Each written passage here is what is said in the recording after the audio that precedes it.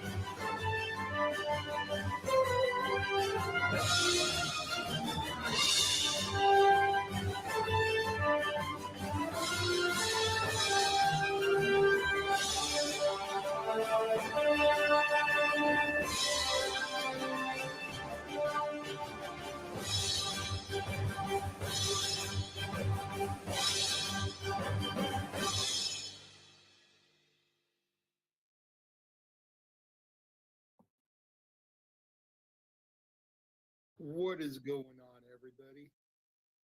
Oh, what is up, JJ? Long night.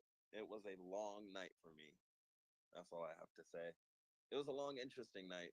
Raw was the beginning cap, and then like I want to say halfway through the final hour of Raw, I got into my little drama thing, and then, but I felt like this Raw was a letdown, and this was what I was worried about them coming to Netflix, if that makes sense. How so? I felt like it was a letdown. It did progress some stories, but it hasn't felt as big as a deal. Maybe it's just because they're, getting into a groove or anything, but I felt like the past few episodes of Raw, each episode has felt like a big deal. And I felt, you know, how long they could keep it going. And I think we seen last night was how long they could keep it going, at least until the Rumble. I think it's going to be a flat next couple weeks until the Rumble because they're building for that kind of, if that makes sense. That makes sense. I didn't think last night's episode was bad. Oh I no, no, mean, was I it don't want to say was it bad. was it as good as week 1? No. Was it as good as week 2? Maybe. Like in some areas I felt like it was as good, in some areas I felt it wasn't. Maybe it's just because, I've become so sour on the Wednesday night product that as long as it's not that bad, I think Raw's a fucking exceptional show. Yeah. Like No, no, it could that be that that, aspect I agree. but Yeah, I agree from that aspect, and you're right. No, I like I said, I feel like I've been too spoiled, and that's what I'm thinking mainly what it's been. I've just been too spoiled with Raw being so fucking good lately, to where they when they put out, something that's more of a normal type of Raw, it feels like a disappointment.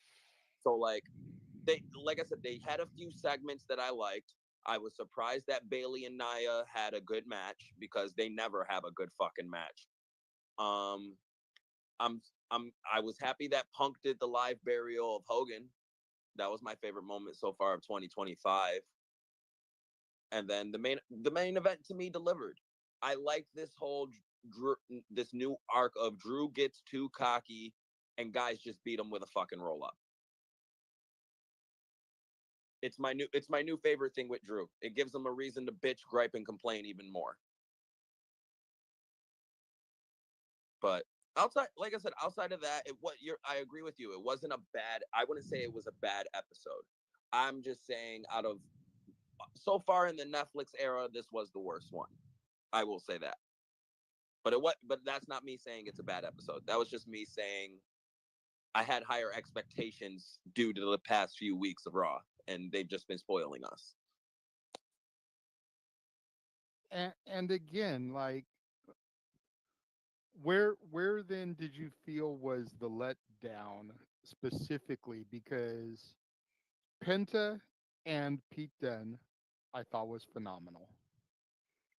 I thought that was a great opponent for Penta following up the success of the Chad Gable match.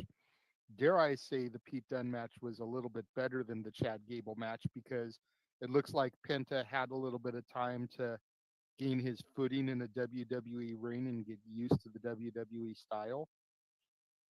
I felt like you said, Bailey and Nia had a good match.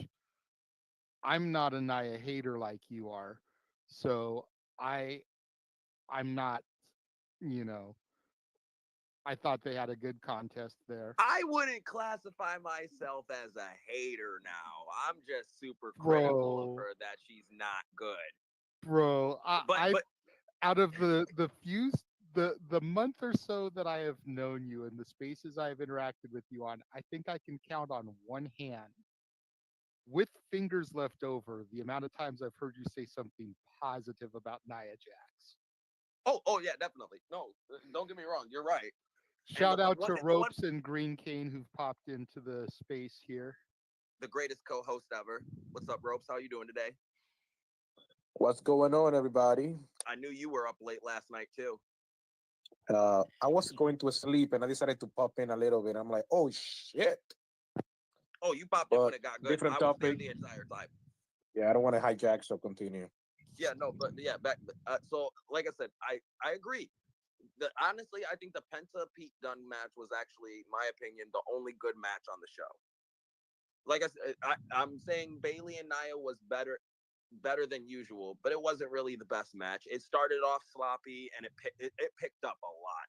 It picked up. It did a great job of picking up. Bailey did a good job. Nia looked like towards the end of the match she was getting more of a rhythm until you saw the fucking bonsai drop. She should stop Nia doing the bonsai drop.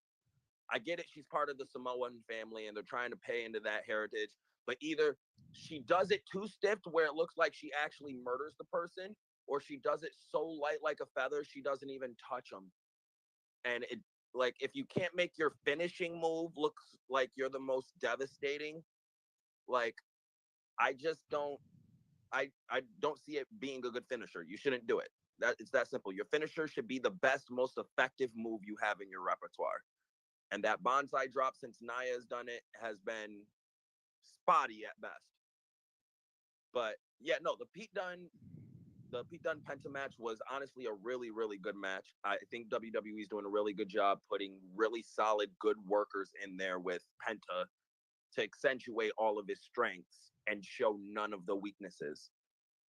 And I'm trying to think what other match was there. There was Kofi and Ray. Kofi and Ray, again, I thought that was a letdown because I was going into the night thinking Kofi and Xavier would, I thought they were doing a tag match or some sort.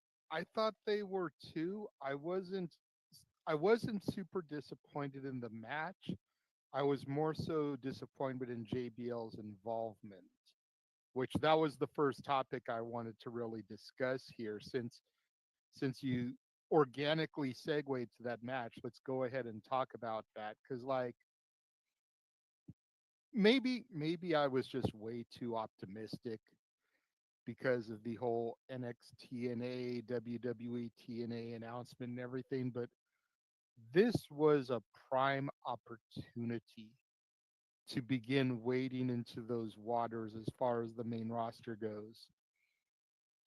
I didn't expect TNA to completely hijack the show, but at the same time, you've got a WWE Hall of Famer who has been wading into the waters of TNA for the better part of the last 6 months or so, maybe longer, coming back to the company that made him a Hall of Famer,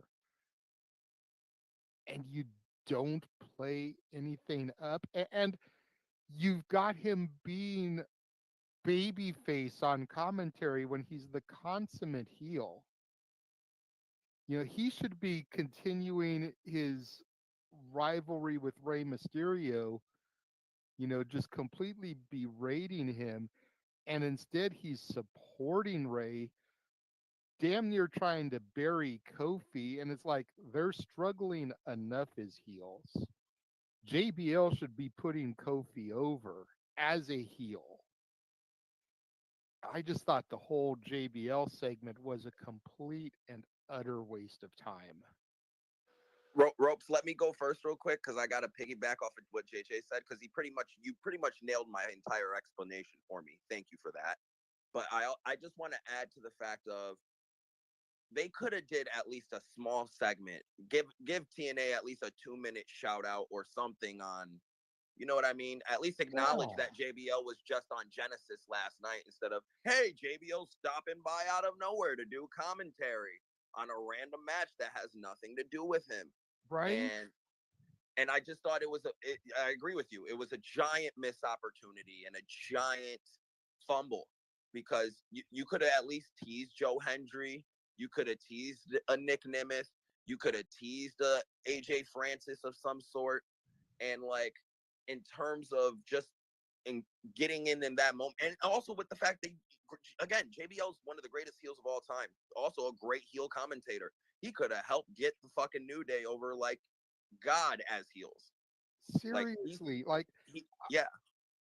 If nothing else, and again, like I said, I'm not expecting TNA to hijack the show, but if nothing else, in order to build something towards the live Impact we're going to have Thursday, first live Impact in 8 years, you should have had Nick Nemeth hop the guardrail and confront JBL for why he got involved in his match, why he clotheslined his brother again.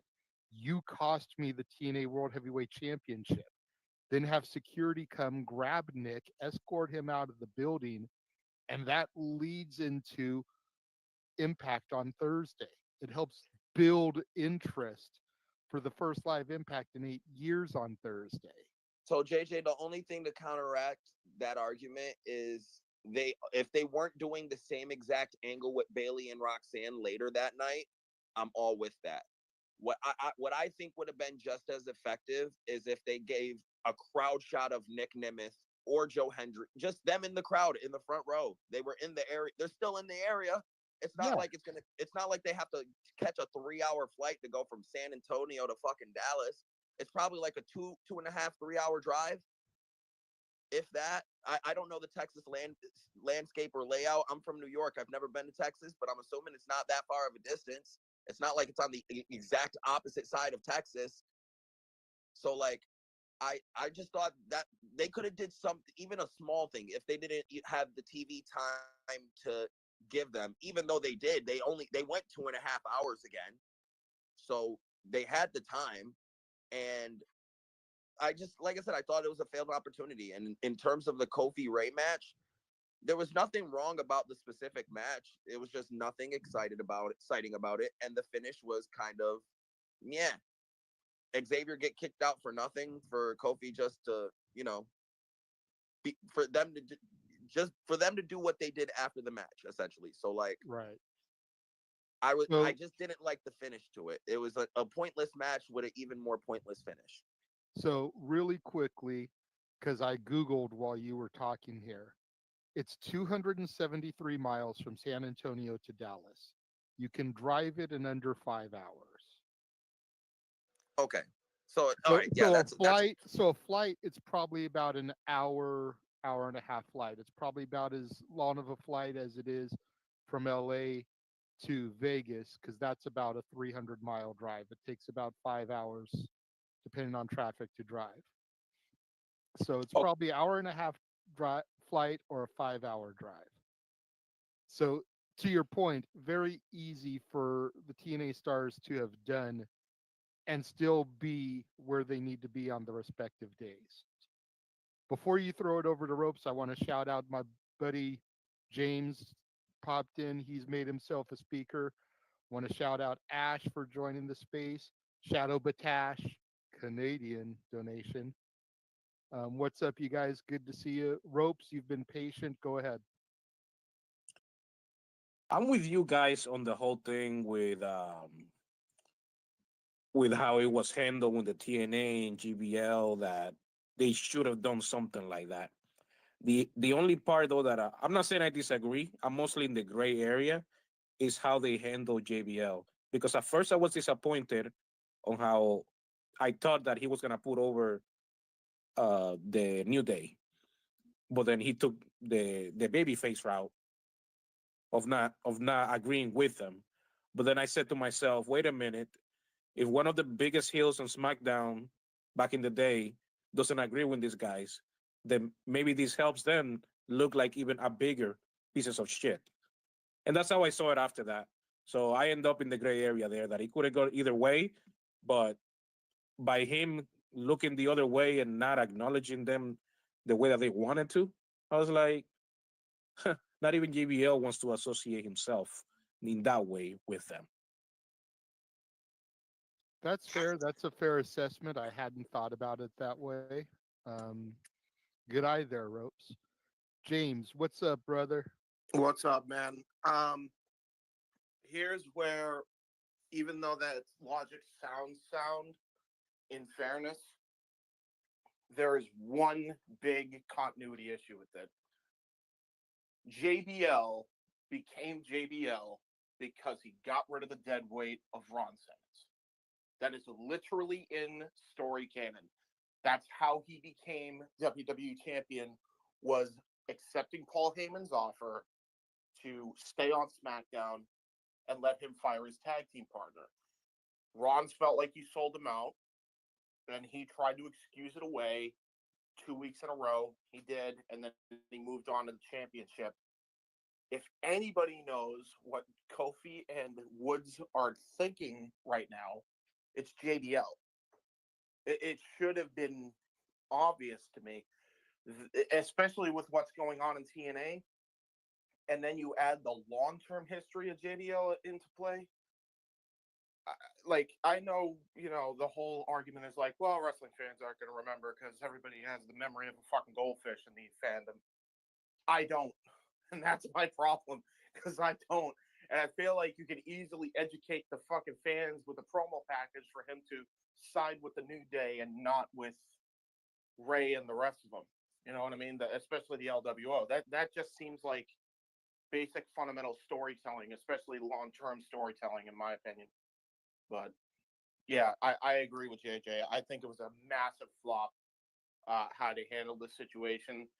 I thought it was a prime opportunity to really get the WWE and TNA partnership off on the right foot. And I don't think it would have encroached on the Raw show too much. I think it was easily something that could have been done, could have been worked into the storyline. And while also furthering the New Day's angle by having him be a heel on commentary defending the New Day. And instead, he's just buddies with Ray because of their history, and just completely, in a way, kind of blowing kayfabe out of the water, because it's like, this man fucking retired you, WrestleMania 25, and you're just really like, whatever. It was a flop on a lot of different levels. So yeah, I wasn't too much of a fan of this. James, real quick before JJ hops in, because I know he's gonna probably steal my thunder before I get it out. Like, do you think that in terms of the relationship now, do you think that this is gonna affect anyway the Royal Rumble in terms of, Joe Hendry possibly being there now as the TNA World Champ, or anyone else popping in from the TNA umbrella on the main roster? No, because it's clear as day to me they don't have long-term plans with JBL. He's just doing whatever the fuck he wants to do. I don't think it's going to affect Joe Hendry and Nick Nemeth at all. I think they'll actually probably have stronger chances of making appearances.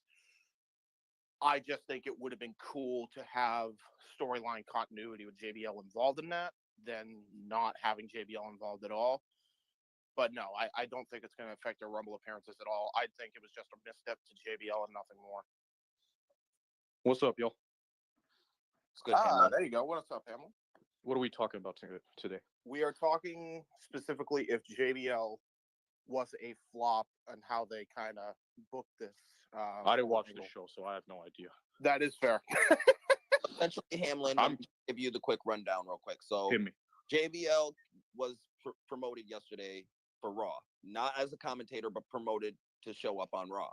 Right. So what he ended up doing was just a backstage segment with the New Day, getting the New Day kind of over with their heel shtick. And then Right. he did commentary on the match between Kofi and Ray. Okay. And that's it. There was no mention of TNA whatsoever with him being on television. No, it was basically, oh, hey, guess what? JBL just showed up out of nowhere and he's on Raw and he's back. And the worst part was he wasn't even on the commentary desk. He was in a chair next to the commentating table the entire time. No one mentioned that yet. I just wanted to bring that small factoid in. He was literally in a chair with headphones next to the commentary booth. Oh, come on, Maggle. So, like, I thought we're all just talking how it was just such a failed opportunity on this whole new relationship. And Well, I mean, what did people expect? It's TNA. Like, come on. it's a partner. Listen, WWE hasn't entered a partnership with anybody. Even like when they did the WCW angle, it wasn't a partnership. No, because they bought WCW. Yeah, and when ECW came back and they did One Night Stand, they already bought out ECW and all that shit and all their assets from bankruptcy court. Yep. So you know what I mean. So in terms of WWE actually having the last actual partnership WWE had was Throwback Smoky Mountain Wrestling in 1994 when the Heavenly Bodies came in to wrestle the Stein. Oh yeah, this when Jim Cornette and Bobby Heenan had that segment where they were glazing each other, right? It's like, yes, that wasn't 94. That was 93. Sorry. No, because I remember it's like, Bobby, the only reason I'm the greatest manager is because you're at the commentary desk or whatever the fuck That it was that Cornette said. there is that's not entirely true, by the way, because keep in mind the last partnership that WWE actually publicly announced was with AAA in 1997. So there is that history. I'm saying in terms of actual competition to them. Sure, Smoky Mountain in a certain territory, in terms of Knoxville, Tennessee. Okay, then yes, yeah, you're all of that shit. You're correct. They were competition to WWE in that in that small territory in terms of drawing power and stuff. And I get where you're coming from, Hamlin. Like, I get your whole thing jaded with TNA, the decisions they made to get to the point where they had to rebuild themselves. I get that, like, because I'm still salty about what happened during the Bischoff Hogan era. I ain't gonna front that I feel like No, it's not even that. I'm just thinking from a business sense. There's no benefit to WWE mentioning TNA, right? I think there is, because you gotta keep in mind why Joe. It's not like WWE fans are gonna suddenly start watching TNA. No, but I'll tell you why it is beneficial. And for one name and one name only, it's Joe Hendry. Because Joe Hendry has been the biggest crossover success and the biggest star to come out of this. And they did gangbusters. I mean gangbusters, so they already know as who far he as is, the right? music department goes. That's not something to scoff at. On top of that, the history of, that DeeJay just kind of ran down, TNA and WWE, nobody ever thought they were ever going to collaborate, ever. And this is the first opportunity you really have that's clear as day to actually do something like that. This would have been a perfect opportunity. I think that's why a lot of people dropped the ball. And Jay, real quick to add to that, like you don't think WWE was trying to capitalize off of all the buzz Genesis just got yesterday by bringing JBL in? Why the fuck you bring JBL in at all? Because Pat McAfee was off the show. What's the point?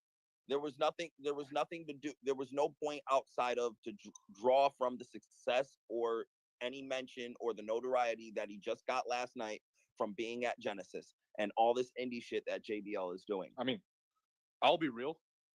If you're going to use JBL on television, the only thing I would want to see him do is have him and Chad Gable become like go full on, like, what do you call it, pro America with it. I agree. Right? No.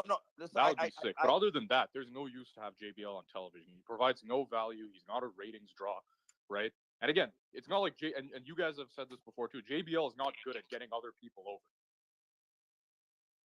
No, he hasn't been good at getting. I don't think JBL can't. I think JBL can get the right person over. I don't think that he's been presented the right person or people. He can get a stable over if it's the right. I was about to say, American made Hannibal. JBL is like a perfect match. I was about to say, Hannibal. You really pitched a good idea because American made Hamlin, not Hannibal. I'm sorry, Hannibal. Hamlin. There's too many H's. Yeah. But you actually pitched a really good idea because American Made's like prime for JBL to manage. That's like the perfect group to manage. I guess, but yeah, you're right. You know, what I mean? So I ain't even mad at that idea. Fucking go with it. Honestly, like I'm cool with that. And honestly, you know what I want to see too. If they're gonna bring in managers, have to manage multiple teams like they did in the past. Have JBL be a throwback because I can see him managing the New Day too, only off the basis of. No, and hear me out with this. Hear me out with this because you didn't hear me when I pitched this earlier. But think of what happened with the New Day. You know what I mean? Or think of what happened with JBL when he became the WWE champion. He got rid of the dead weight of Ron Simmons and kayfabe, right? So if anybody understands what Kofi and Xavier are going with, it should have been JBL. I don't know why he was a babyface and not a fucking heel. Like, he should be siding with the New Day. He should be siding with American Made and going after the LWO and anybody adjacent to it, really. Oh, yeah. Well, no, bro. I'm just saying. I'm just saying. Hey, it would get heat, but like, yes. I think it's too early for that. You got to let this stuff marinate a little bit. Oh no, no, I agree with you, but I'm saying the country. I'll put it this way: the country is not exactly in a position to where this type of stuff would be well received. Let's call it. Sure. Right. Sure. But I'll say this. Hey, first of all, shout out to CM Punk. Right. Fuck Hulk Hogan. But right? I see you, Phil. Right. I see you, Phil. You know what's up. Yeah. And yeah, that's the only thing I saw from Raw. So I literally have no idea what happened on the show. Well, I'm sure let's not get too far ahead because the Punk Hogan thing is definitely something we're going to talk about. All right. Okay. Well, let's move on to the next. Unless George, the fabulous, curious George down there wants to get his 2 cents on JBL not being capitalized to his fullest potential yet. George, you there? I'm good. Okay. I guess I get in a way. I guess you don't want to talk about it. And the only thing I had to add is going back to your point, DeeJay. And if they weren't going to do the same thing with Roxanne later in the evening, I don't think they should have done the same thing with Roxanne. I feel like they should have waited. I get moving Bayley over to Raw. I would have made the announcement for that at Saturday night's main event. I would have held off and had, with it just being an announcement, a segment, I would have made that announcement there. And then you could have done the Roxanne segment on SmackDown this week instead. To your point, there was no need to do the Nia Bayley match.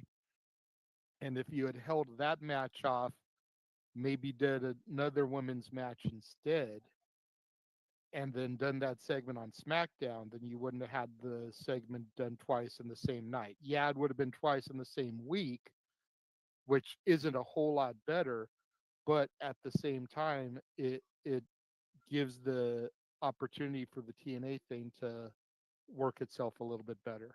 I just also hate the fact that now the entire SmackDown women's roster is on Raw. Almost the entire fucking roster is on Raw. It's not even a joke. It's not even me being hyperbolic or being a parody or trying to, do hyperbole. Almost every woman on SmackDown in the past 2 weeks, 2.5, 3 weeks, has been on fucking Raw. And it's made SmackDown feel less. Brand split, lol. It's stupid. I think it's because of the transfer window that they're doing. I think the transfer window will probably end here just after the Rumble. Maybe that's just a guess. I have no information. I don't claim to be a journalist or anything, but I think the Rumble is going to be where that kind of ends and we'll know who's where right after that. Yeah, no, I agree. I definitely agree on that point. But don't you guys think that that's Netflix making the call? Like they want those people for the show? Yes and no. It depends. Like, if that's the point, then just end the brand. Stop acting like there's a brand split when there's no brand split. I don't give a fuck if there's a brand split or not. But just tell me if there is, so there's no fucking confusion. So I don't have to sit here and be like, why are these SmackDown women all on Raw, and why is it making SmackDown less important? That's what SmackDown has become since moving to USA. Less important. It used to be the number one show. They used to actually treat these shows equally. Raw wasn't drawing SmackDown numbers. Now Raw is out drawing SmackDown again, and they're treating SmackDown like a fucking joke.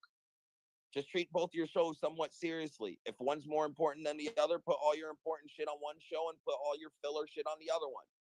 But don't sit here and give me this transfer window bullshit, because it's fucking confusing and it's stupid, and I don't want to see Nia Jax on my fucking television.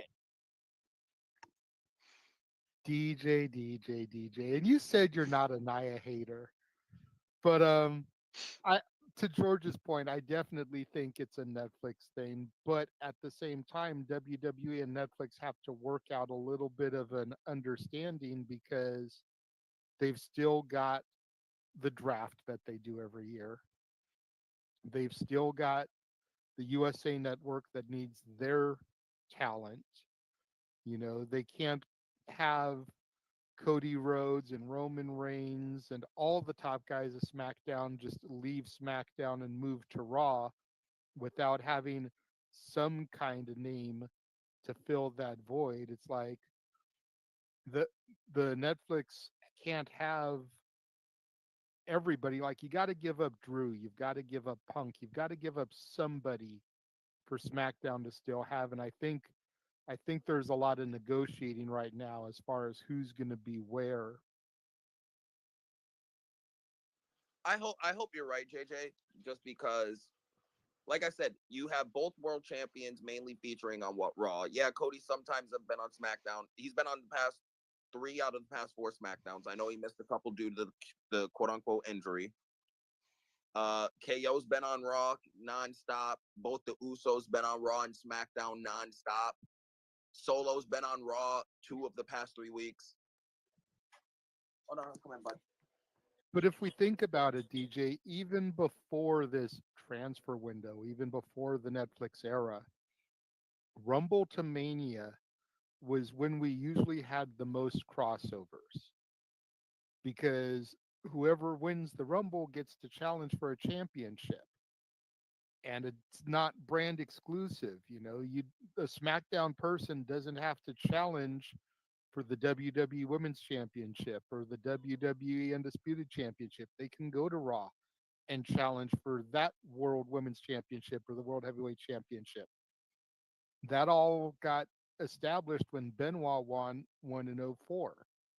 So kind of ever since then, we've always seen a heavy crossover between January and Mania because people want to let the champions know, hey, I'm gunning for you. And as we've mentioned multiple times here in the spaces, on Shenanigans, on the No DQ review, this Rumble is one of the most stacked Rumbles Yep. ever.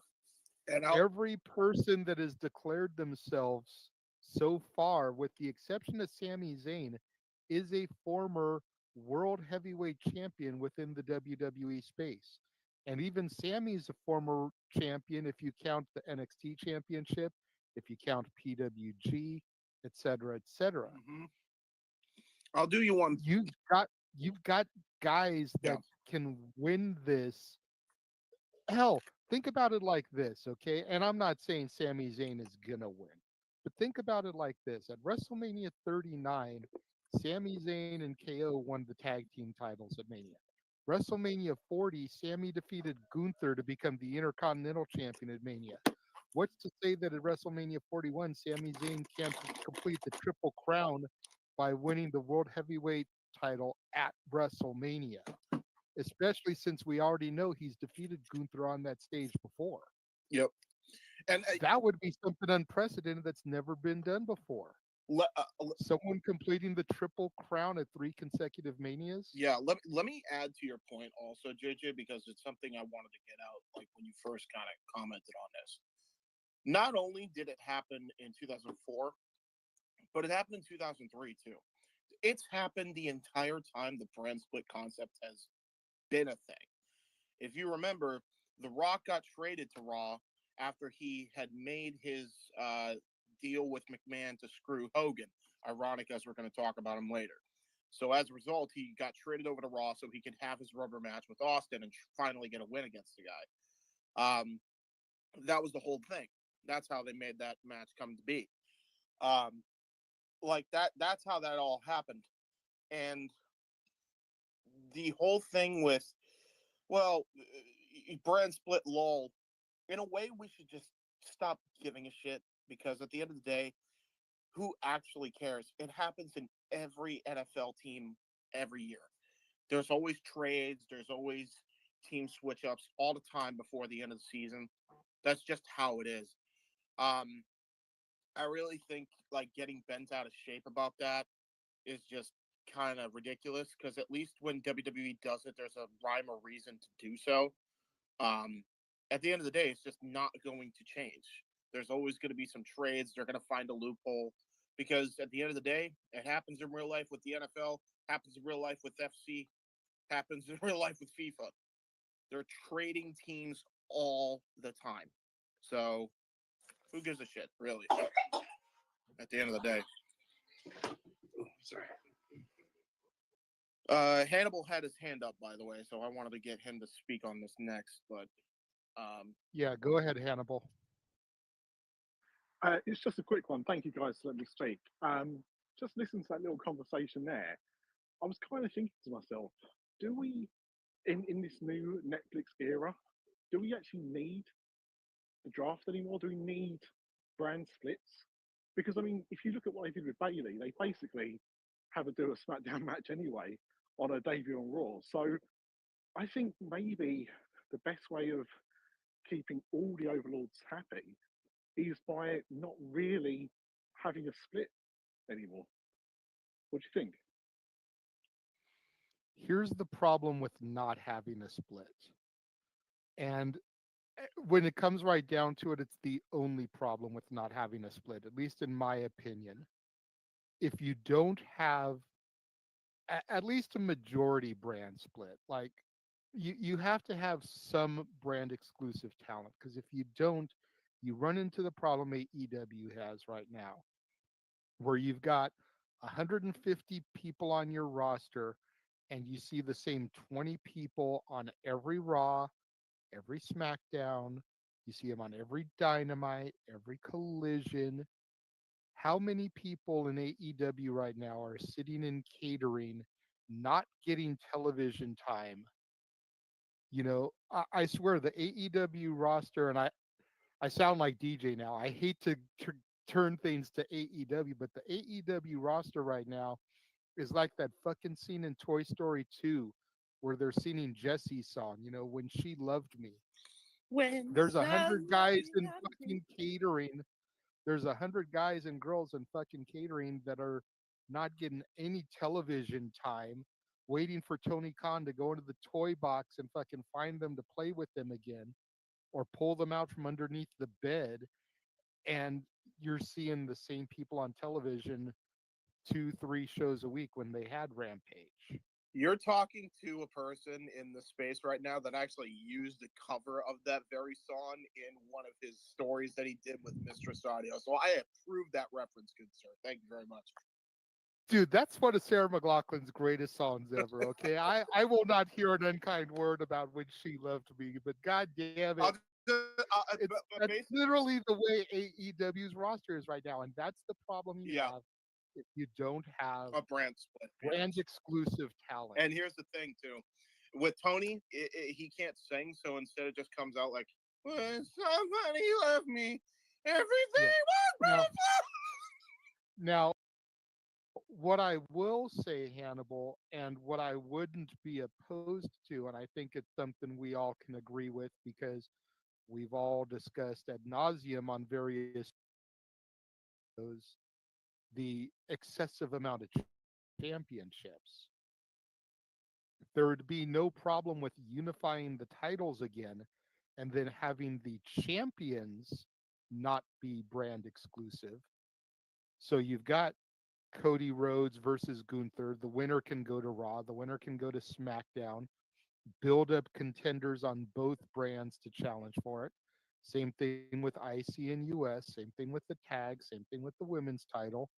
Leave the Speed Championship where it is. We all think of it as a joke anyway, but that's a deal with Elon Musk and X and WWE. So let's just not even count that. That's like the 24/7 title for all that it's worth. But if you unify those titles, then the champions, like the original draft was intended, can be bouncing back and forth, and you build tag teams up on both brands. You build mid card talent up on both brands. You build main event talent up on both brands so that you've got viable contenders on each show. But you have to but you have to have some brand exclusivity, otherwise you end up with a fucking Toy Story 2 scenario. Amen. And also, I hereby nominate that we should change the title to the 3-minute warning title. Did somebody say 3 minutes? Hannibal, what do you think about what I just said? Do I make a valid point here? You make a very valid point. I think maybe that's what's been lost. I think you're right. When you think back to the original draft system where you did have floating champions and stuff like that, I think that's the thing. I was conflicted sadly because what you said completely agree with about needing to have talent featured, and it means, if they've got a home, it means they can be there. But I guess the thing is, at the moment, it feels like the top guys, the networks are fighting over. Well, who do I get? If I get Cody, well then what do they get? And so I think that is the way of doing it. Having floating champions would probably make things a lot easier whilst giving the actual brands the chance to grow their own talent. Yeah. And it's funny because the networks are only fighting here in the States, because everywhere but the US, SmackDown and NXT is streaming on Netflix as well. So it's only here in the US Absolutely. where, it's like, well, SmackDown has to have its own thing because USA needs their ratings. Yeah. Once that deal ends and everything is on Netflix, which I think that's a 5-year deal, Yeah.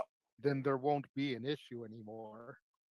So we just kind of got to ride this out for 5 years, unfortunately. See, that's why I slightly disagree with you, JJ. I think WWE wants their revenue streams coming from, they want to get all their money from different pots, if that makes sense.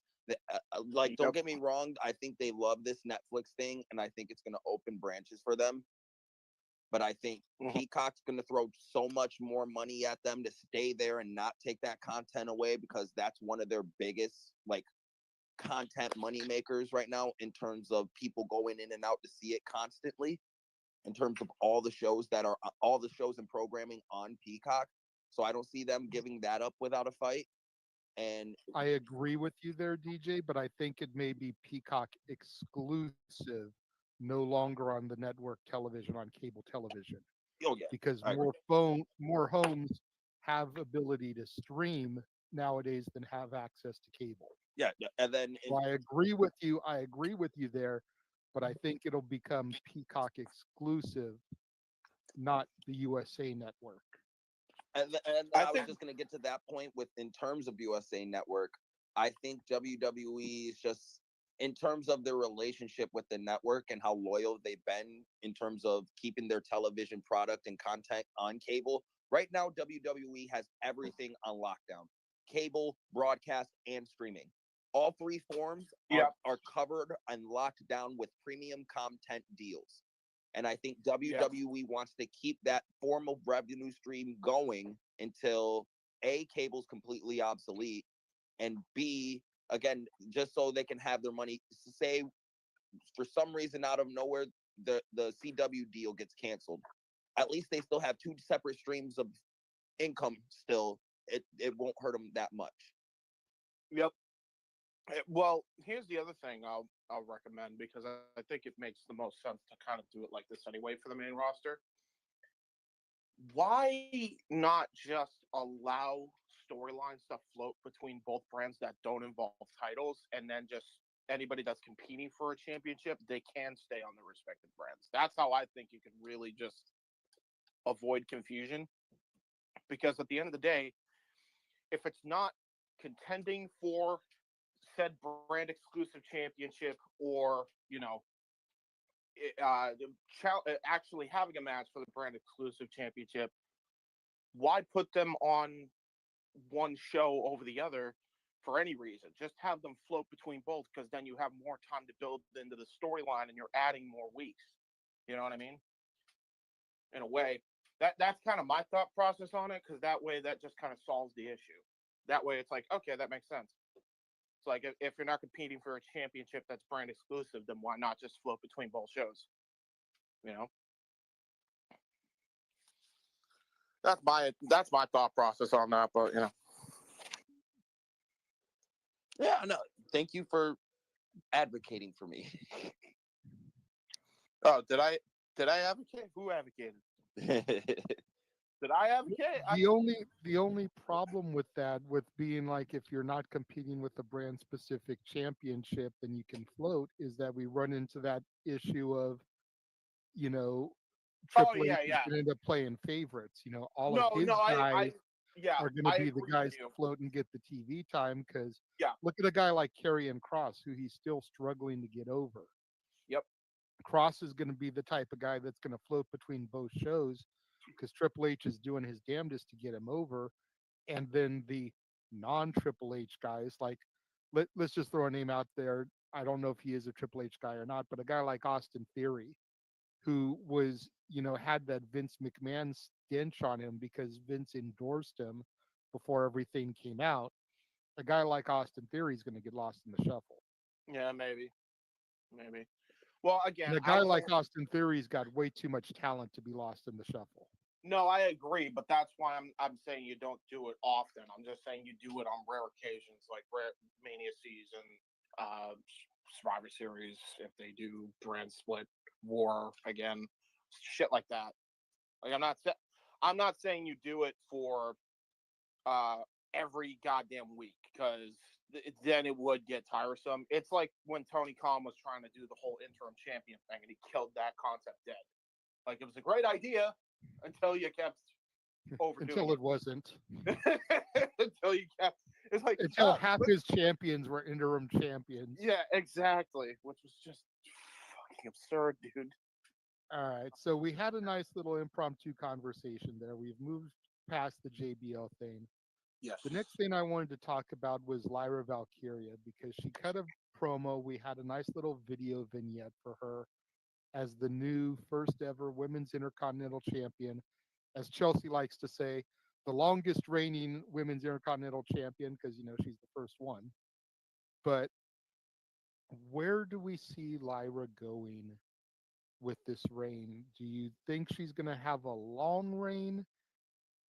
Do you think she may lose it sooner rather than later? Who do we want to see her first challengers be, her first opponents? I don't know if it would be her first opponent, but I know if I had the book Elimination Chamber in Toronto, she'd be defending the title against Natalia. And yeah, I agree. I'm a huge Natty guy. I would book Natty to go over there, because she should have won at the first goddamn place, if I'm being real. No disrespect to Lyra. I love Lyra. But just the legacy that the Hart name has on the IC title, for Natty to get that as the first ever, I think would have meant so much. But I'll go to, Ropes has been quiet. He's been awful quiet. I'm curious what Ropes thinks about Lyra and who he feels could be her first challenger, when she may lose it, etc., etc. JJ, you got to get used to that when fucking with Ropes. Ropes just loves to keep quiet until some shit pops off. Okay. Hey, that's me too. Okay, that's me in these spaces. But go ahead, Ropes. I was one of those that I was not hoping that she would win the title because I think she was building something there. Um, she was always coming up second. She came up second on Queen of the Ring. Then she came up second on a Battle Royale. I think to Io Sky. So we were building something there that she couldn't win the big one, but then she won the IC title, and now what? She's a I don't want to call her a rookie, but she's a called up from NXT. That okay, yeah, you got the title, but okay, now what? What is the ceiling now? She's gonna elevate to the championship next, to the women's championship. I highly doubt it when Rhea up there. So now she either loses the title and stays in the mid card and chases the same thing instead of chasing a little longer that IC title. We should have gone to Dakota Kai. Um, who she is facing next, I truly can't tell you right now. That's how much I have care after she won that title. I did not analyze that at all. I was just like, what are they gonna do with her now? They advertised her for Raw last night, and then it was just on a backstage segment, and that's it. Not a title defense, nothing. Nothing to follow up with Dakota Kai. Maybe they could have built something there. Maybe Dakota chasing. That did not happen. As we saw, they got a throwaway match towards the end of the night, and the IC title for the women and nowhere to be seen in the crowd. I think that was a total L from Triple H, as I'm concerned. So that's why I kind of like checked out after she won. That's fair. If I'm being honest, and again, I'm not a journalist, I'm not a booker, I'm just a fan who watches things. In my opinion, the reason why Dakota didn't win the IC title tournament is because she's been too injury prone. She just came back from an injury not that long ago, and I think WWE wants to see if she can stay healthy before putting the pressure of trying to carry the Intercontinental division on her shoulders, especially just coming back from an injury. I mean, what if she gets hurt again real quickly? I don't want it to happen to Dakota, but she's spent more time on the injured list since moving up and joining Damage Control than she's been healthy. Generally speaking, she has spent more time on the injury list in both of her runs, actually. So I think that's what kind of hindered her ropes from a personal standpoint. Do I think Lyra was the right person to win the tournament? Nah, she was probably in my top 3 to win the tournament, but I don't think she should have won. Again, I said Natty should have won. There's a couple of I could have seen Zelina Vega winning because that chick Selena's had a a huge joke. huge pop at the Puerto Rico Backlash, and they've done nothing with her since then. Yeah, that's really kind of annoying because she showed that she actually could work as a babyface as well in that match, Yeah, and they've and done she's nothing been to champion capitalize on before because she had the tag titles in TNA, the Knockouts tag titles. it. Yep. I will agree with you 100% about Dakota Kai if it was the women's championship, but this is the mid card championship. I don't know if they're gonna keep it on someone for 6 months. Um, I just felt that her momentum might be shot a little bit, even though she won, yes, but she was in that hunt, and sometimes, in some cases, the hunt is better than the title that soon.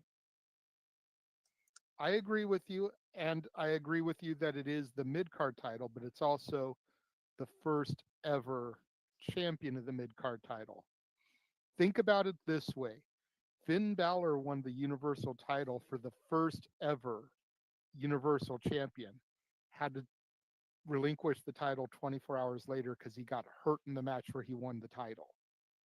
So you've just established this brand new championship, and then your first ever champion has to surrender it right after winning it. Doesn't even get the opportunity to defend it. I think that's where they were kind of watching is like, do we want someone to win the title who is so injury prone and then 2 weeks in, 3 weeks in, maybe a month in, she gets hurt and she has to relinquish the championship? I don't think that the mid card title needs a long 6 month reign, but it's also your first ever champion. You want to establish it to a certain degree. That's why I'm not 100% sure of her losing it in Toronto, because that's 6 weeks from when she won it. That's about a month and a half. That's not a long run to establish it. WrestleMania, you add another month to it. So now you've got almost a 3 month run. That's a little bit better.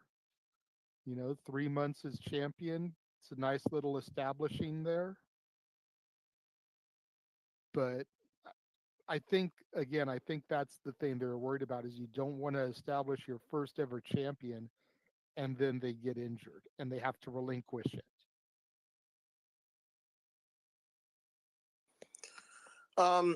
I'll jump in on this only because I think there is a way you can do it, but I feel like they kind of need to course correct the character of Lyra because nobody gets it. I think that's also kind of a disconnect with the audience. Like, nobody gets her gimmick. It just feels like, oh, well, she's a really good wrestler that has some sort of Valkyrie gimmick, you know what I mean? But, like, she doesn't really lean into it much and all sorts of shit. Like, I don't know. Like, to me, it feels odd and doesn't connect. As a worker, she is probably like top 5 in there. I mean, we've seen her go up there against some of the best women's wrestlers in that company, and I feel like the matches I want to see, definitely Natalie was one of them. The other one I definitely want to see run back is Becky Lynch, because I think those two killed it the last time they fought, and I think, in a way, as much as I hate Natalya not getting her momentum, I think that's kind of the plan. I think when Becky eventually returns, I think that's her first match back. I think it's going to be for the IC title. I think it's going to be Lyra and Becky. And I think they're going to run that back at Mania. I don't know if it's going to be night 1 or night 2, but I feel like that's where they're going to go. Because there's natural history there, at least, between those two. And they obviously have a tremendous amount of respect for each other. They had a great match the last time in NXT for the title. I could easily see them go there. But I don't really know outside of that other than Dakota Kai. Those are the only other two that I could possibly think of at that point. And that's a shame because you'd think there would be other people, but I think it's just the gimmick. I'm kind of like Ropes. It's just like, other than the few rare matches, I'm kind of checked out with the whole thing. I don't get it. I think you could have picked Natalya and gone a whole different direction with it. I would have loved to see Natalya and Charlotte Flair run back if you don't do Rhea and Charlotte again for this year's Mania, which, either match I'm not going to complain to see, but I mean, let's be honest, when Charlotte comes back, she's going to try to go for number 17 against Rhea Ripley. So what else you got? You know what I mean? Like, I would have just gone with Natalya. Because then you could have at least established the new and have the old veteran kind of play gatekeeper, but also defend the fucking title and give her something for once. Something! God damn it, JJ. But no, what I was going to add to that is I honestly think the best way I would have used Lyra is I would have used her and Roxanne instead of Roxanne and Bayley. Don't get me wrong, Bayley's the perfect established veteran to help get Roxanne over to the main event and top roster. But if you really want to try to get Lyra over and Roxanne over, let them go in there and have a match or an entire feud for the IC title to where it ends with Roxanne being the champion. But Lyra does a good job of fending her off and holding her off. until Roxanne gets the big moment. I think that would do a lot more for both of them, and in getting not only them interesting, you could establish a rivalry between those two women to go on throughout their entire careers after that point. So I just I don't see the end game for Roxanne Bailey being better than Lyra Roxanne, if that makes sense.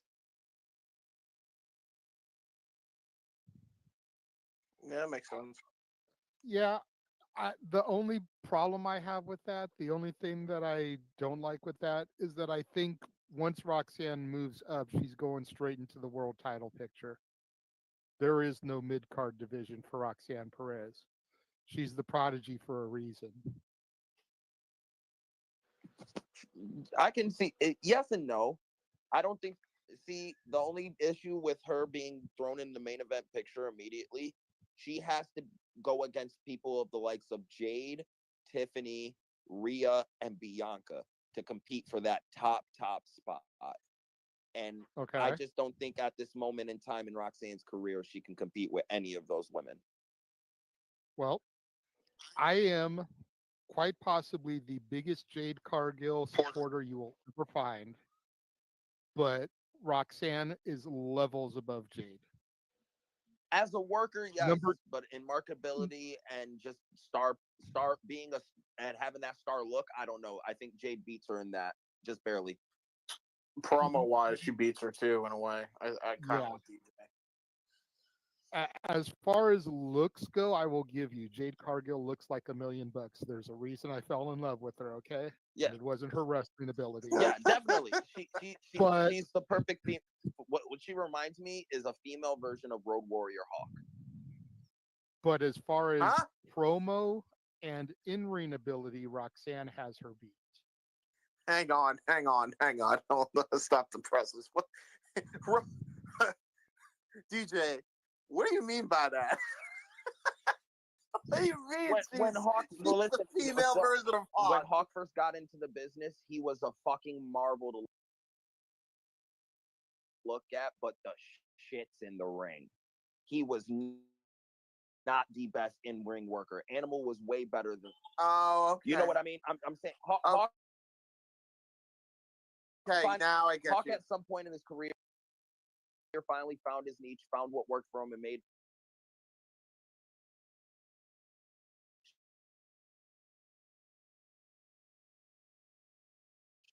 Okay. But when All right, got you. Okay, Listen, fair enough. this is where my autism took everything that you just said literal before you explained it, because I'm thinking you mean like what he like did some shit, like he looked like she had the body of Jade Cargill. Like I don't know. That's when the Road Warrior. like that's where God my brain damn went. it, because I'm James, you stupid. freaking idiot.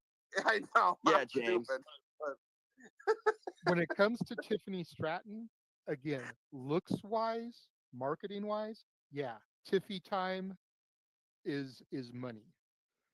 As far as in-ring ability, Roxanne has her beat. Mic ability, they're kind of neck and neck. Both of them need work on the mic.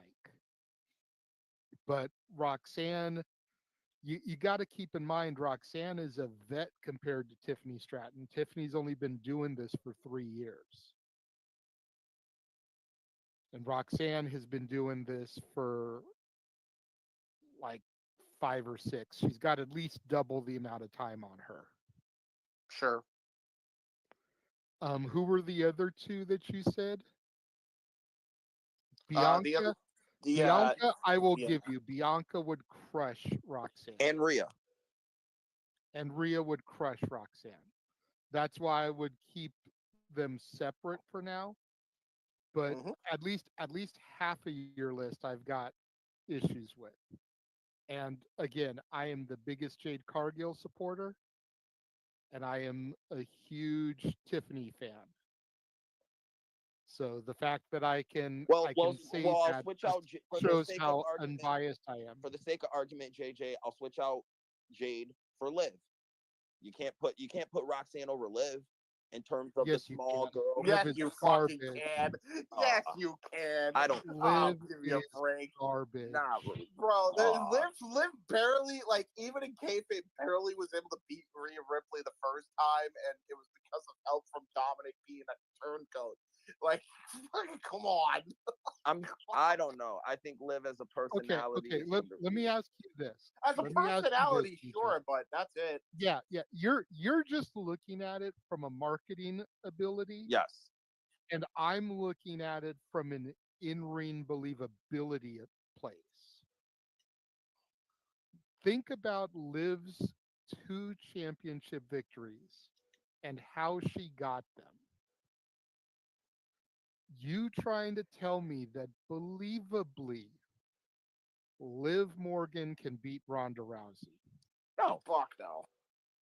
That believably Liv Morgan can beat Becky Lynch? No. Believably Liv Morgan can beat Roxanne Perez? Maybe. No Judgment No Day fucking interference, chance. no No Raquel chance, bro. Rodriguez. There's no chance. I'm saying on maybe. one. Dude, Liv does not have the rockin' wrestling IQ that Oh goddamn no. Roxanne Liv has. Liv's You the kidding shit. me? Liv's the shits. I'm not advocating. That's what I'm the rest- saying. the Like, rest come of it. on. Come That's on. what I'm talking about. I'm talking about believability in the ring. Because yes, we all know wrestling is the F word. We all know it's staged. We all know it's choreographed. We all know it's Scripted. predetermined. Scripted. But there Gotta go to has script. to be some element of believability in it as well. Yes. And I think that's something that Triple H has really tried to bring out since he took over, is that believability. If Mhm. this person is going to win, you know, if Rey Mysterio is going to beat the Big Show, how can he do it believably when we know that the Big Show is 7 feet tall, 500 pounds, and should be able to just wrap his hand around Ray's neck and crush it? Mhm. How can Tables he match. sit there in a believability, and then that's how you make it happen? Yep. Liv and Roxanne, while Liv has the experience because she's been doing it longer, again, there's a reason they call Roxanne the prodigy. Yep. The prodigy moniker is akin to the cerebral assassin. She is a student of the game. Yep. Roxanne would be able to outthink Liv like a chess game. She'd be 2, 3, 4, 5 steps ahead of Liv Morgan. Yep. It's not even close, really, man. Like, I get what you're saying, like, but again, if Liv were to beat her, it'd be by nefarious means and only by nefarious means. That's just Yeah. how it is. Now you want to throw Charlotte Flair in there, you want to throw Becky Lynch in there, you want to throw Yep. Asuka in there. Yep. You've got me beat all day, every day. Yep. I won't even argue you on those. But a lot of these younger talents that have been getting called up lately, Roxanne has got them at every twist and turn. Hell, Roxanne has beaten Jordan Grace. Yep.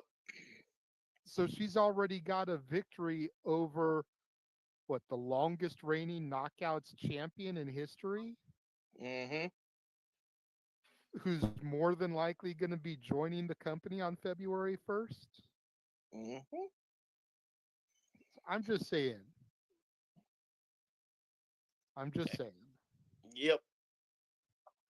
Anyway, time to beat the piss out of Hulk Hogan again. Time for our main event. Fuck. Before we dive down this rabbit hole, I want to take a moment and thank everybody that has joined us here today. Yes. Greatly appreciate y'all stopping in and out, listening, joining us as speakers. So last night on Raw, Jackie Redmond interviewed CM Punk up in the stands, who proceeded to cut a promo on the Royal Rumble. Mhm. And I already thought Punk was going to win the Rumble. His promo kind of, at least for right now, helped solidify my feeling he's going to win the Rumble. But we have Saturday night's main event this weekend, and Simply Reliable Studios will be doing a watch along of that, so make sure you check us out on YouTube. Hulk Hogan has been heavily featured on the advertisements for that. And then CM Punk decides to name drop Hulk Hogan in his promo last night. And I please God, I don't want to see the thumbs downs here because I already see them coming. But it made me wonder, what if Marvel style for the Disney Plus app, what if Hulk No. Hogan enters himself in the Royal Rumble and eliminates CM Punk?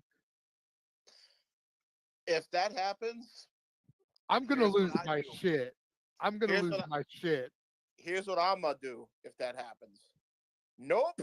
I was gonna say, you can't do your gimmick. You're already a freaking emoji. This fucker actually left this face. He'll be back though, because I know James in his shtick. But dude, yeah, see, there he is. Had to Fucker, do the gimmick. Had to do the gimmick. fucker. Now I gotta request you to be a fucking co-host again, dipshit. Oh 'cause you shit! left That's this I face. didn't know it did that shit. Oh, okay, that's dumb. But Fucking hell. yeah, so it's like, but for some reason, I could see it happening. And again, I don't want to see it, but they made sure to not cut Punk's mic when he started talking about Hulk Hogan. What if?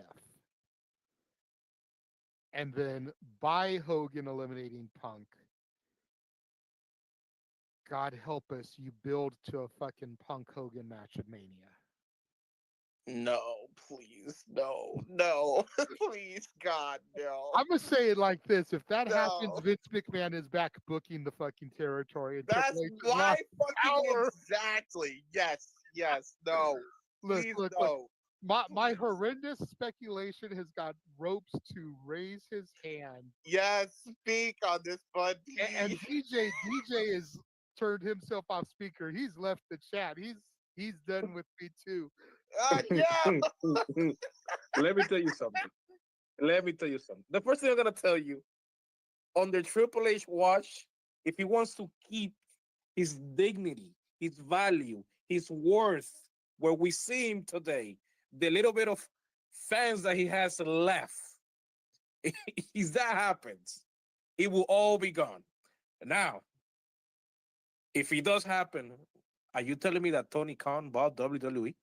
Ah! Because that's the only way that actually materializes. There is no other way. I don't think even Vince will stand that low. And trust me, that is the bottom of the barrel low. Mhm, mhm. But CM Punk, at his current age, the limited miles that he can take, the man is closer to 50, if I'm not mistaken, than to 40. And we're going to feed him bones of Hogan? No, man. Bones of Hogan? The only thing that probably came out of that promo is that CM Punk actually will throw him out, and that's it. There is nothing else. And then throw his beer in the garbage. End of story. Like, come on. And that's the end of it. Bones of Okay. Hogan? Okay. First of all, normally I get cooking, but I seem to have driven people away from the space. Shout out to Ash. You for drove your sticking with co-host me. away. Shout out to Ash for sticking with me here. She just loves the chaos that we engage in. Oh, that's so funny. Well, to clarify, But to Ropes' point, yeah, we talked and touched a little bit earlier on Triple H and his booking, and I forget who I was watching last night because I watched a bunch of different YouTube videos, but someone was going back to Triple H and his long-term booking and how stuff from years ago can resurface and be brought back into things. Let's not forget who cost CM Punk the championship to Alberto Del Rio. That was a jackknife power bomb from Kevin Nash. Oh god damn it! I don't want to see that either. Reran back though. I'm just throwing it out there. Hulk Hogan came out on the Raw Netflix debut, got booed out of the building. No. He shows up on Saturday night's main event as Hollywood Hogan. He enters the Rumble, eliminates Punk with the help of his NWO brethren, Kevin Nash. Now you've tied it back to that story. No. And then because you can probably get a better match from Nash than you can from Hogan, you do Nash with Hogan against Punk.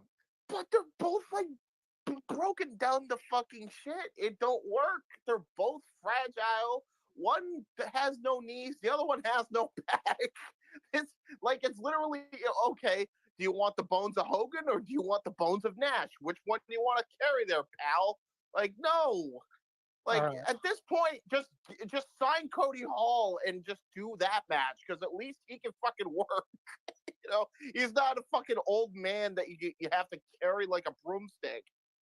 Let me thank DeeJay for coming back. Clearly, mentioning Hulk Hogan in this way didn't give him PTSD of Wes and drive him off for real. It was just his phone. Oh my god, no! It was just his phone died. So thank you, DeeJay, for coming back. I literally thought I drove you away. Even Ropes was like, "Damn, you drove your co-host away." Oh no, my phone died, and my son was sleeping on my leg, so I had to like shimmy him off of me to grab the charger. Brother, you should have heard Ropes. Brother, you should have heard Ropes. You missed the epic rant from Ropes. He called it like, "Are we just gonna feed him bones of Hogan's?" I've never heard that.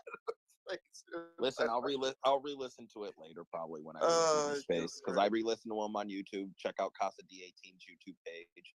Yes. He reposts all the spaces in video form. He's gonna show me how to do that at some point, so I could do all that shit on the Rock and Ropes page.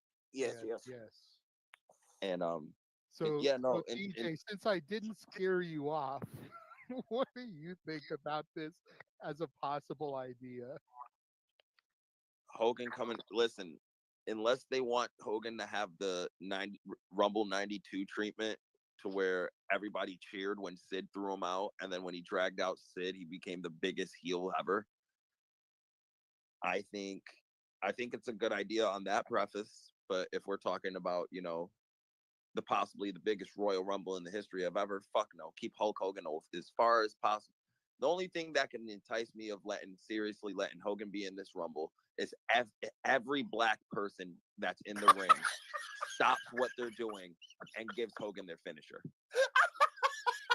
That's the only way I will tune in and watch that. Like, have you ever seen the meme of people on WWE 2K and then like they'll have like all black characters and then the one Hulk Hogan comes in and start beating the shit out of them? I know exactly. Hold on. I got one better. Like we're gonna flip the New Day concept on its head. You ready? Big E, Kofi, Xavier, they're all in the Rumble. Bam. And then all of a sudden they're fighting with each other, but then they hear Real American, right? And then Hulk Hogan, he does his thing. He's getting booed out of the building. Trash getting thrown out like it's the old days of Nitro. And they comes in, and then they finally got it. The New Day reunites because they found their common enemy and they stand them right there. And they eliminate him Warlord style, all three of them. But James, hold on. Let me finish this. I can add one final concept to put the cherry on top of that. Yeah. Titus O'Neil comes out from under the ring instead of under the ring. But James, as the pirate. But James, if Hogan comes out as NWO Hogan instead of Real American, with the new J being heels, it would be the black and white NWO. Here's the problem, though. Dennis Rodman would immediately turn on him and just be like, I'm gonna drop you with Diamond Cutter. It's sad when Terry Bollea is the one person that DDP can't save. We got the boss lady as a speaker. Oh no, she's not The a final speaker. boss lady. Shout out to the final boss lady. Yeah. Shout out to her. Yes. And Mr. Lanzi coming in and joining. Boss lady, you missed it. We were talking. She just dipped. We shouted her out and she bounced. Now she came back. Hold on. I was about to tell her our creative. She's fucking with our emotions right now. We shout her out. She dips. Then we start. Then she comes Well, she's back now. Boss lady, you missed our creative pitch about Hulk Hogan. We were gonna have him immediately eliminated by the New Day, Warlord style, since Punk mentioned him.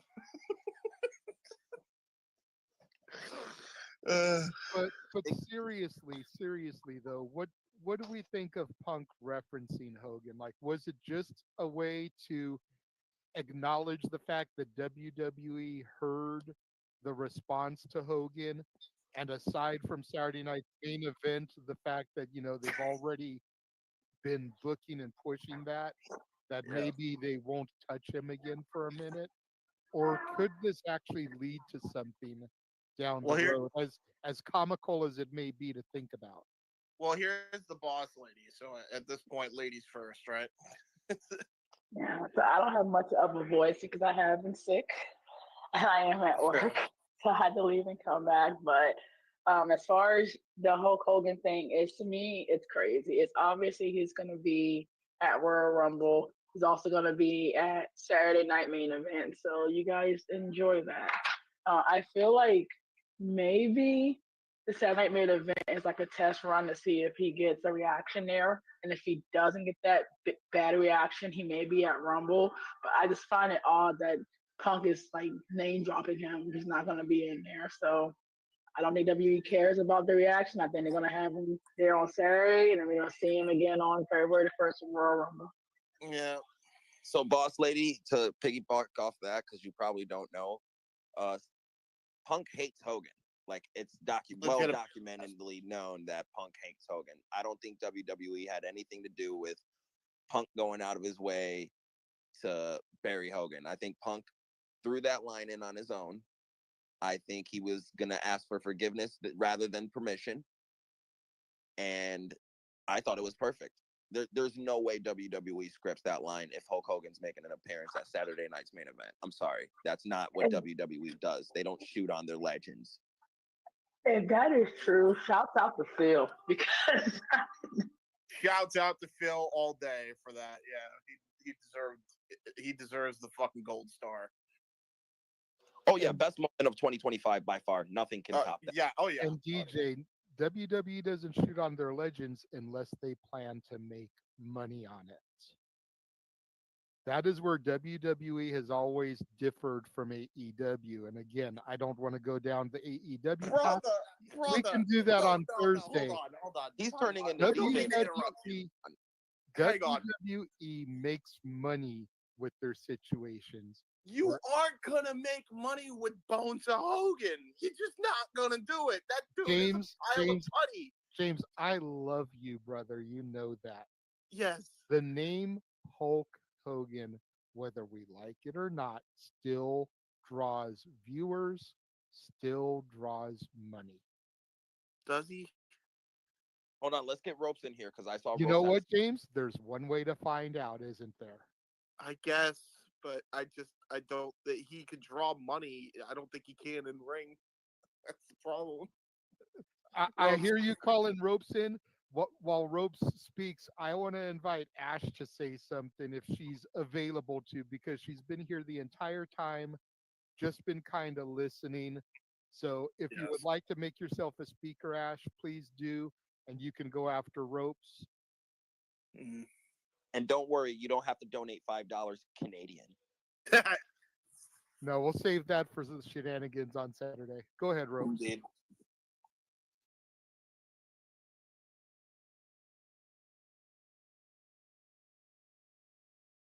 That was fucking great. It'll be the best promo of 2025, and it might go down maybe as one of the best this year.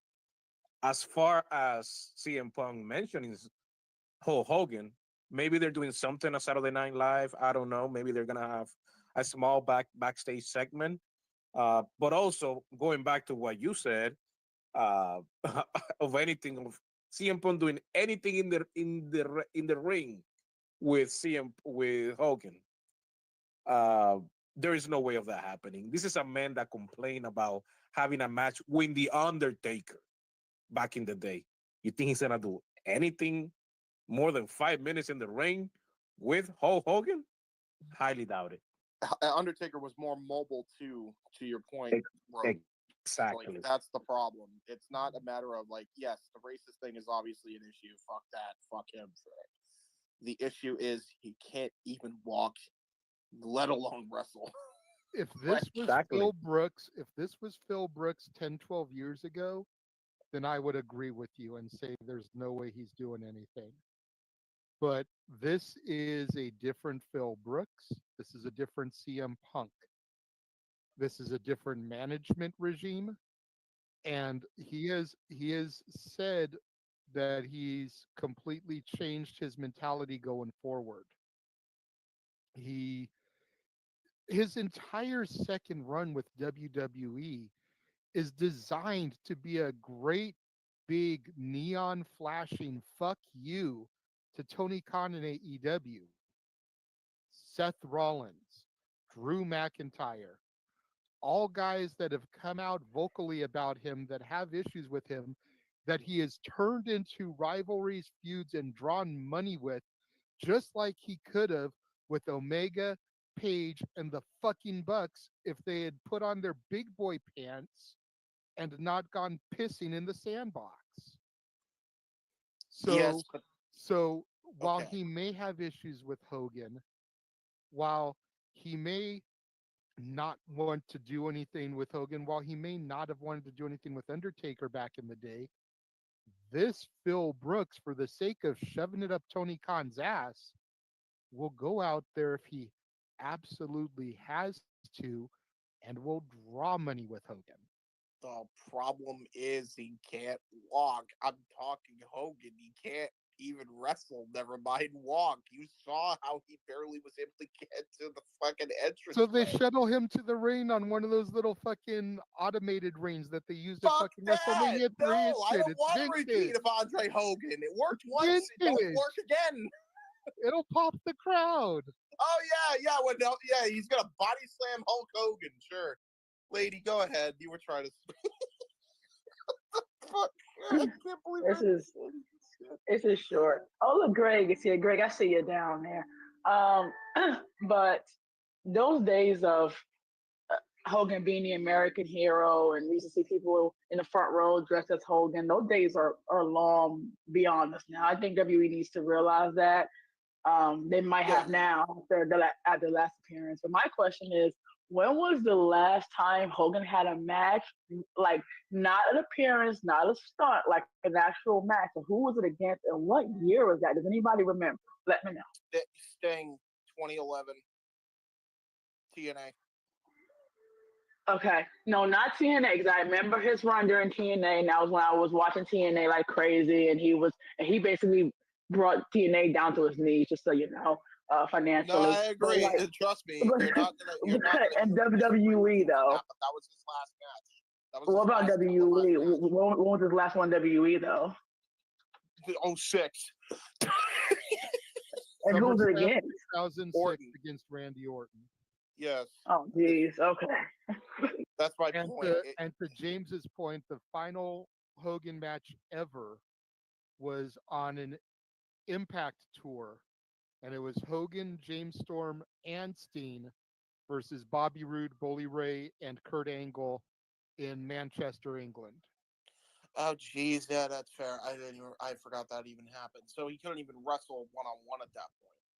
Like that's been my point. It's like, put all the racist shit aside, which is wild to say, but seriously, put it aside for this argument here.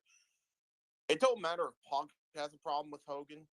Like, I don't think you very well might be right, JJ, and he doesn't really have an issue with Hogan, or at least an issue drawing money with Hogan to sell tickets, whatever. I think ultimately, at the end of the day, is he can't work with the fucking stiff. Like, he can't work with a guy like that. I know the whole joke is, well, you know, he could wrestle a fucking broomstick, but this isn't uh a personal issue. This is just a he can't walk issue. Like, this is a handicapped issue. Like, you get what I'm saying? Like, we're lucky he's not in a wheelchair in a way. Like, I not really lucky in a wheelchair because, again, fuck Hogan. Who cares? But like, the point is, he is not in a wheelchair, and I'm shocked. So how the fuck is Punk supposed to work with a guy like that? Like, and ultimately, there's better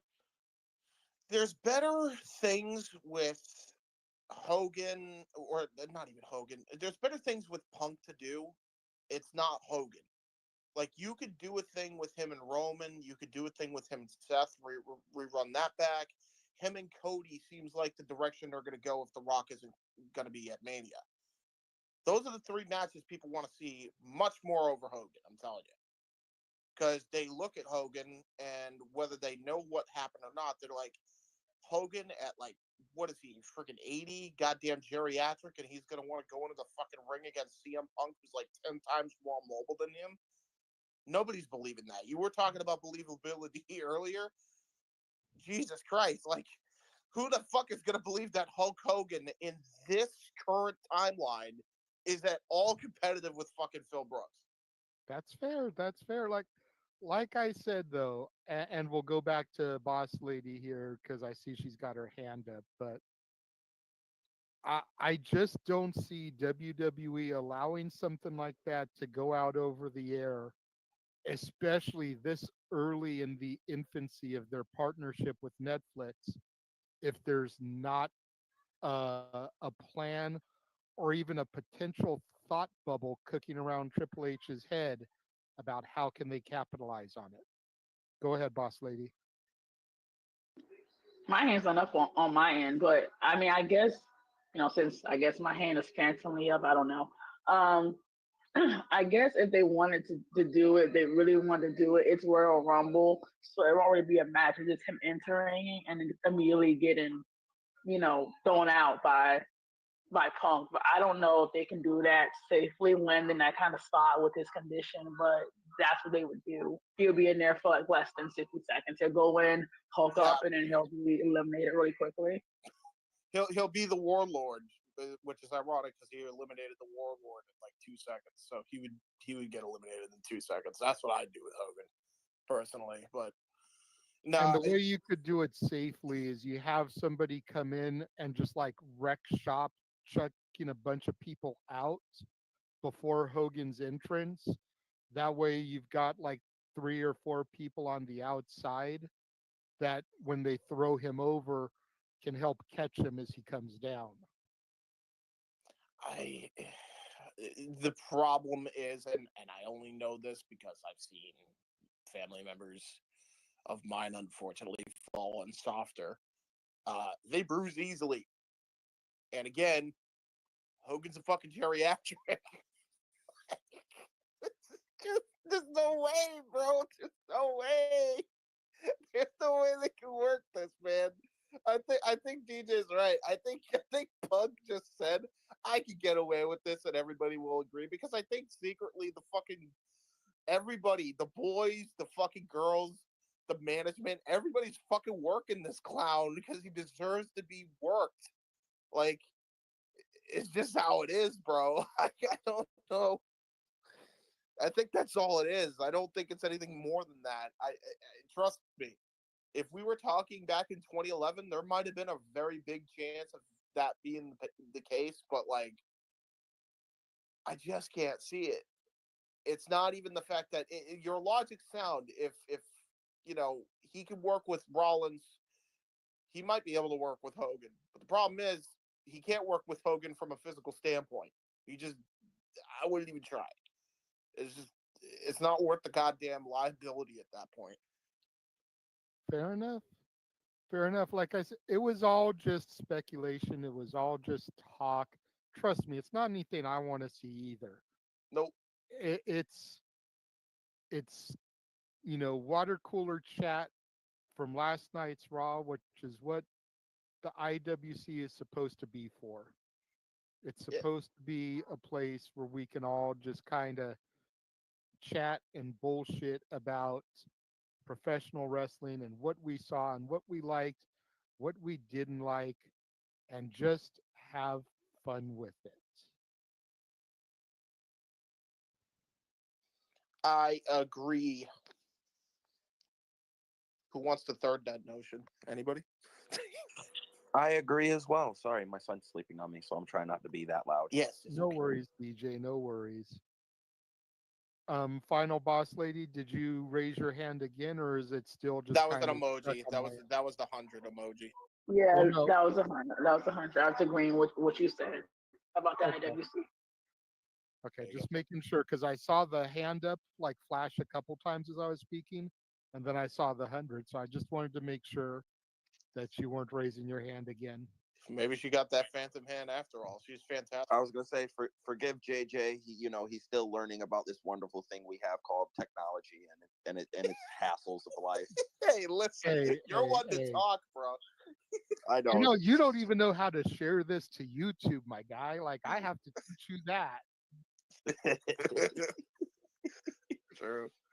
But so if there's nothing else, then that's going to wrap it up for today's space. We will be back again on Thursday to discuss some AEW Dynamite fallout and some of the stuff going on over there.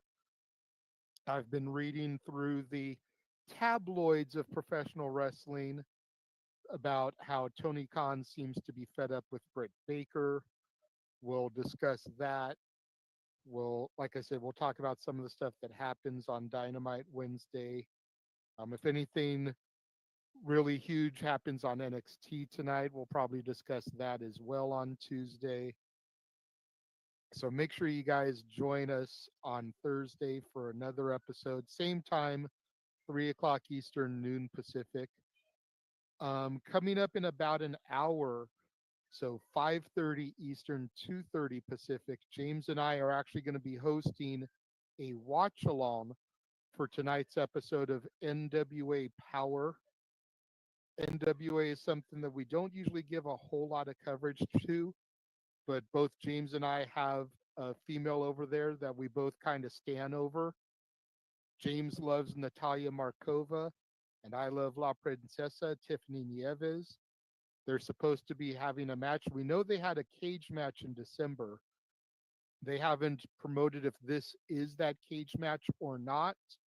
So we're going to call it just in case it is. And even if it isn't, then this match is probably going to set up that cage match for whenever it airs. Tonight's episode of Power also features the final match of Jack Stain, who passed away on Christmas Day, kind of out of nowhere.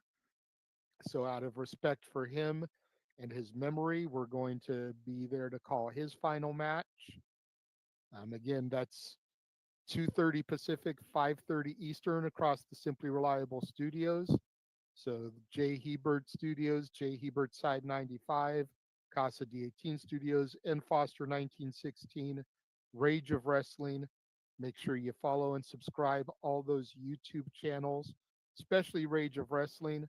Dude's 12 subscribers away from 100, and we want to try and get him up there. That's for Walter Cruz. He's a good dude. Really been kind of an MVP for us the last 6 months or so. So check us out there for that. And then this Saturday Shenanigans, of course, across those same channels. DeeJay will be there. James will be there. We're going to fantasy draft and then spin the wheel to see who wins a men's and Royal Rumble that we draft entrance into. Only active Raw, SmackDown, and NXT talent. So anybody like Charlotte Flair, who's only teased a return, but as of this broadcast hasn't returned yet, they can't be drafted in. Now, of course, if she returns on SmackDown this week or Saturday night's main event, then she will be eligible. People like Becky, who haven't returned yet, Alexa Bliss, they're ineligible. Anybody that's on the injured list, AJ Styles, not eligible to be drafted. Bronson Reed, not eligible to be drafted. TNA stars, Joe Hendry, the Hardys, not eligible to be drafted. They have to be an active Raw, SmackDown, or NXT competitor. So we'll be drafting 30 men, 30 women for those. And then, like I said, spinning the wheels, see who wins the Random Rumble this Saturday. Saturday Shenanigans, 11 Eastern, 8 Pacific. DeeJay and James, thank you for co-hosting this with me. Shout out to the final boss lady. Shout out to Ash. Shout out to Ropes and everybody else that popped into the space, whether as a listener or a speaker. Thank you very much for joining us, and we will see you guys Thursday for another episode here on the X Spaces. And now for a taste of things to come.